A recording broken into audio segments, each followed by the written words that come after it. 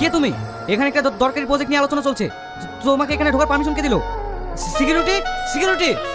তুমি আমাকে চিনতে পারছো না? আমি তোমার বউ মাহি। মাহি? তুমি এতদিন কোথায় ছিলা? না না, তুমি আমার মাহি না, তুমি মিথ্যে কথা বলছো। তুমি আমাকে ভালো করে দেখো, আমি তোমার মাহি। হ্যাঁ, এতদিন তুমি কোথায় ছিলা? জানো কতদিন আমি খাইনি, ঘুমাইনি। তুমি আমাকে আগের মতো ভালোবাসবে তো? কেন বাসবো না? না না, আমি ইঞ্জেকশন নেবো না, আমি ইঞ্জেকশন নেবো না। আরে বাবা, তুমি ইঞ্জেকশন না নিলে কিভাবে সুস্থ হবে? যত ইঞ্জেকশন নেবে তত তাড়াতাড়ি সুস্থ হবে। না, তবু আমি ইঞ্জেকশন নেবো না। এই ইঞ্জেকশন নিলে যন্ত্রণা আমার মাথা ছেড়ে যায়। মাহি, মাহি। কি হলো? তুমি এত চিৎকার করছো কেন? ডাক্তার বাবু, আমি যদি আপনার মেয়ে হতাম, পারতেন বাবা হয়ে মেয়ের জীবনটা এইভাবে শেষ করে দিতে? মারে, তোর মতোই আমার একটা মেয়ে ছিল।